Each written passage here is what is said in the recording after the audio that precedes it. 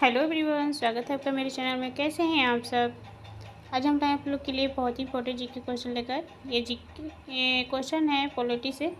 जितने भी question polity से हैं सारे क्वेश्चन एग्जाम में पूछे गए हैं।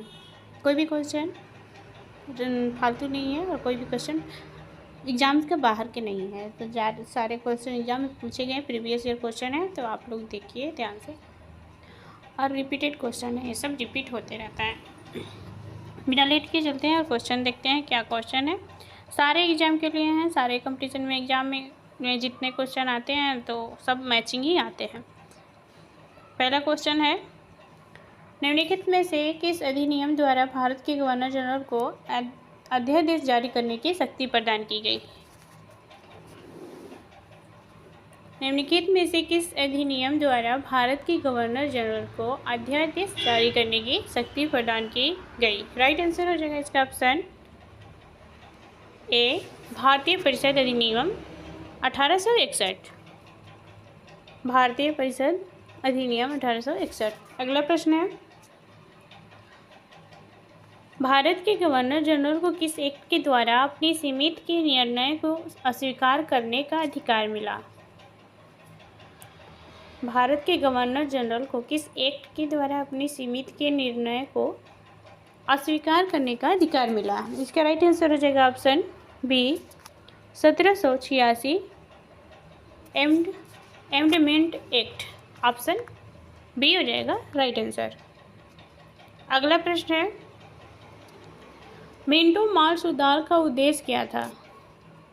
मिंटो माल सुधार का उद्देश्य क्या था। राइट आंसर हो जाएगा ऑप्शन सी। ऑप्शन सी हो जाएगा राइट आंसर। पृथक निर्वाचन प्रणाली। पृथक निर्वाचन प्रणाली। ऑप्शन सी हो जाएगा राइट आंसर। अगला प्रश्न है, मुसलमान के लिए अतिरिक्त निर्वाचन मंडल प्रारंभ में किसके द्वारा लाया गया था। मुसलमानों के लिए अतिरिक्त निर्वाचन मंडल में किसके द्वारा लगाया गया था। राइट आंसर हो जाएगा ऑप्शन डी, मार्ल मिंटो सुधार 1909। मार्ल मिंटो सुधार 1909।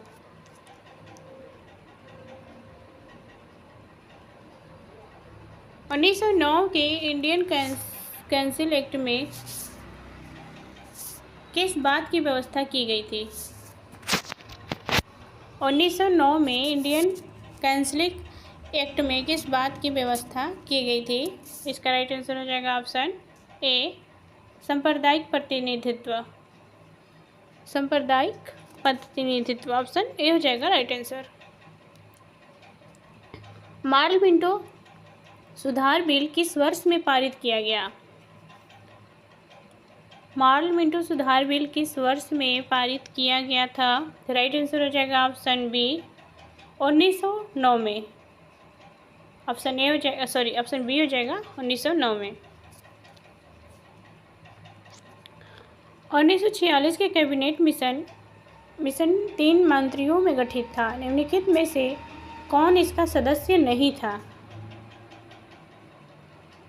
1946 का कैबिनेट मिशन 3 मंत्रियों में गठित था। निम्नलिखित में से कौन इसका सदस्य नहीं था। इसका राइट आंसर हो जाएगा option C, Lord Amery. Option C हो जाएगा लॉर्ड एमरी। कैबिनेट मिशन योजना के विषय में कौन सा सही नहीं है। कैबिनेट मिशन योजना के विषय में कौन सा सही नहीं है। राइट आंसर हो जाएगा ऑप्शन डी, पाकिस्तान की स्वीकृति। पाकिस्तान की स्वीकृति। भारत का संविधान लागू होने तक स्वतंत्रता के पश्चात इसका शासन किसके अंतर्गत चलाया गया।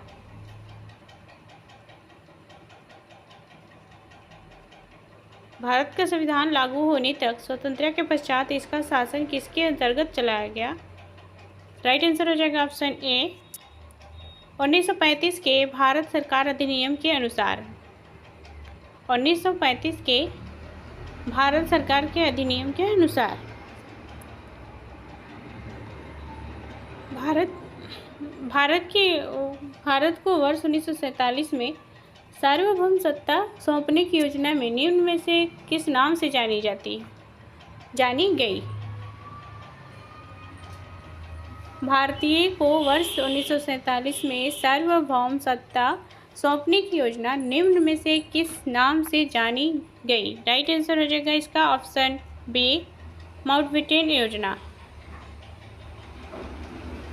ऑप्शन हो जाएगा माउंटबेटन योजना। ऑप्शन बी राइट हो जाए आंसर। कॉमन सुमेल नहीं है, कॉमन सुमेल नहीं है। राइट आंसर हो जाएगा option C, Simon commission Bharat विभाजन। ऑप्शन सी हो जाएगा साइमन कमीशन भारत विभाजन।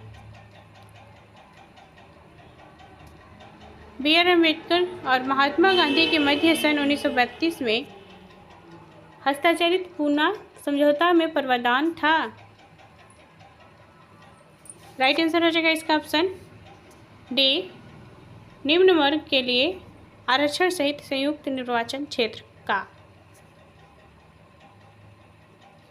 रेगुलेटिंग एक्ट पारित किया गया, रेगुलेटिंग एक्ट पारित किया गया ऑप्शन ए 1773 ईस्वी में, 1773 ईस्वी में। महारानी विक्टोरिया को भारत की सामग्री नियुक्त किया गया, महारानी विक्टोरिया को भारत की सामग्री नियुक्त किया गया। ऑप्शन बी हो जाएगा राइट आंसर 1858 ईस्वी में, 1858 ईस्वी में। मॉन्टेग्यू चेम्सफोर्ड सुधार के प्रावधान का सार क्या था? मॉन्टेग्यू चेम्सफोर्ड सुधार में प्रावधानों का सार क्या था? राइट आंसर हो जाएगा इसका ऑप्शन सी, प्रांतों में दोहरा शासन, प्रांतों में दोहरा शासन। अगला प्रश्न है, अखिल भारतीय महासंघ स्थापित करने का प्रावधान शामिल किया गया था।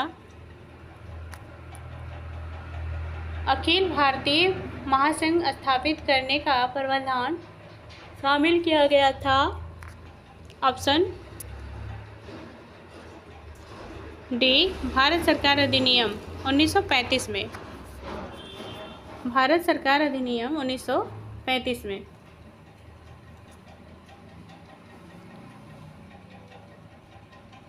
अगला प्रश्न है, निम्नलिखित में से अधिनियम ने केंद्र में द्वैध शासन प्रणाली को स्थापित किया?